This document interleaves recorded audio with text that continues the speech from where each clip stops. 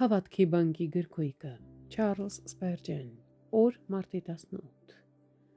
Անձգամների զոհը զզվանք է տիրոջ համար, բայց ուղեղների աղոթքը նրան հաճելի է։ Առակաց 15-րդ գլուխ 8-րդ խոսք։ Սա համարժեք է խոստման, քանի որ այն հռչակում է մի ներկա փաստ, որը կմնա անփոփոխ բոլոր դարերի ընթացքում։ Աստված մեծ հաճույք է ստանում արդար մարդկանց աղոթքներից, նա նույնիսկ նրանց անվանում է իր հաճույքը։ Մեր առաջին մտահոգությունը ուղիղ լինելն է, առանց մեկ կամ մյուս կողմ թեքվելու, մնացեք արդար, մի խոնարհվեք խաբեության առաջ, մի խոնարհվեք չարիքին տրվելու մեջ, այլ եղեք արդար, խիստ ազնվությամբ և անկեղծությամբ։ Եթե մենք սկսենք տատանվել և փոխել մեր դիրքորոշումը, ստիպված կլինենք հույսը դնել միայն մեզ վրա։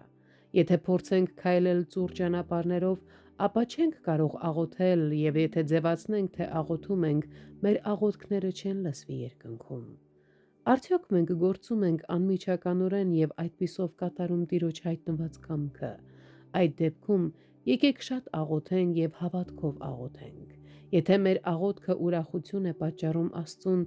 եկեք չխնայենք այն, ինչ հաճելի է նրան։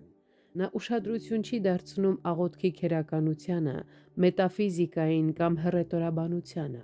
Նա որպես հայր ուրախանում է իր նորածինների թոթովանքների մեջ, իր նորածին որդիների ու դուստրերի կակազող խոսքերի մեջ։